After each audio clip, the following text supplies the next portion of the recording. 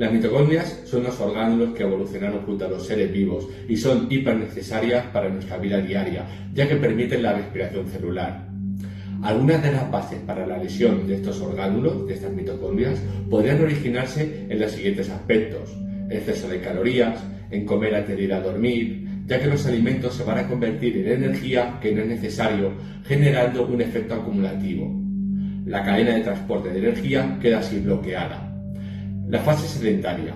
El sedentarismo va a generar una acumulación de ATP que no se va a utilizar y este no se va a descomponer celularmente, de tal manera que no va a ser correctamente adecuado. Este va a retroceder toda la cadena porque los electrones no van a poder fluir. Los protones no van a ser bombeados y la cantidad excesiva de calorías que se van a generar van a ingresar en la cadena de transporte que no fluye.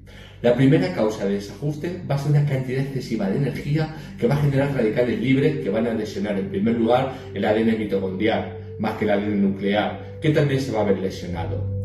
Esta situación va a producir una alteración del mecanismo energético.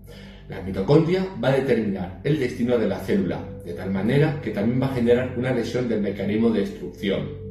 Los aspectos básicos relacionados con la disfunción mitocondrial van a ser los siguientes. Primero, un desajuste entre la oferta y la demanda de la energía. Demasiada cantidad de radicales libres, los cuales se van a dañar el ADN mitocondrial. El exceso de carbohidratos va a dar como resultado una reserva excesiva de electrones. Voy a hablar también de la heteroplasmia. ¿Qué es esto?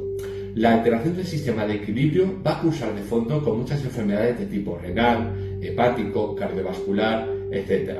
Lo que vamos a encontrar a continuación es lo siguiente: una proporción de mitocondrias lesionadas junto a una proporción de mitocondrias que sí que hacen su función. Tras la división, cada célula hija va a recibir una proporción aleatoria de mitocondrias normales y enfermas. La patología aparece entonces cuando el porcentaje de mitocondrias defectuosas supera determinado umbral o diferentes parámetros, la cual se va a deteriorar la función celular por una falta de ATP. ¿Qué es el desacoplamiento mitocondrial? Cuando los iones de hidrógeno fluyen a través de la ATP sintetasa, ¿vale?, se produce una energía. La mitocondria va a disponer de mecanismos adaptativos en situaciones de acumulación de demasiada energía, previniendo entonces que no se produzcan demasiados radicales libres y por lo tanto su lesión. Ese mecanismo se llama desacoplamiento mitocondrial y radicaría en un tipo de célula adiposa, la grasa parda. Los iones de hidrógeno no fluyen a través de esta ATP sintasa, sino por un canal diferente, produciendo calor en vez de energía. Esto va a permitir que la cadena de transporte de electrones siga funcionando aunque no utilice la energía. El gradiente de hidrógeno se disipa con la generación de calor. Algunos estudios epidemiológicos explican funciones asociadas en que la manera metaboliza la energía y va a propiciar una serie de cambios patológicos importantes desde el punto de vista metabólico, cardiovascular y otros. ¿Cómo podemos renovar estas mitocondrias? Es decir, una mitocondriogénesis. La vida promedio de una mitocondria es de una semana, ¿lo sabíais? Las nuevas mitocondrias se forman por crecimiento y división de las ya existentes, en un proceso similar a la división de las bacterias. Las mitocondrias, a través de un proceso de biogénesis o de renovación mitocondrial, van a ser capaces de autogenerarse recuperando los mecanismos de apoptosis, de destrucción naturales y las alteraciones que pudieran estar en la base de una gran cantidad de enfermedades. Esta apoptosis, que se conoce científicamente, está presente dentro de situaciones fisiológicas como dentro de un punto de vista de la patología. Por ejemplo, el cáncer, el envejecimiento sin senescencia, el metabolismo cardiovascular, la parte del proceso cardiovascular, etc.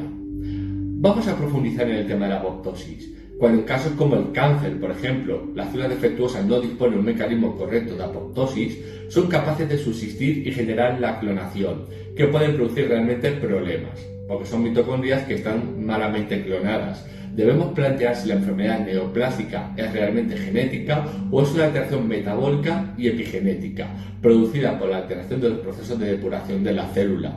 Las células tumorales, por ejemplo en el caso del cáncer, va a utilizar un proceso primario de fermentación que hace ineficaz el proceso energético, que nace de la glucosa para sostener la vitalidad de la propia célula.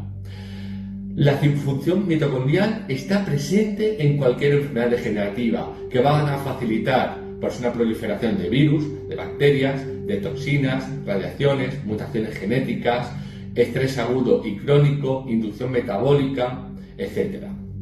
En el caso del estrés crónico, este es un elemento capaz de afectar el eje hipotálamo-hipófisis adrenal, incluyendo el funcionamiento adrenal en dependencia de radicales libres, que en particular van a lesionar la neurona que depende del hipocampo, una estructura del cerebro. El estrés crónico es capaz de alterar el factor neurotrófico que permite una función de neurogénesis y una correcta función cerebral.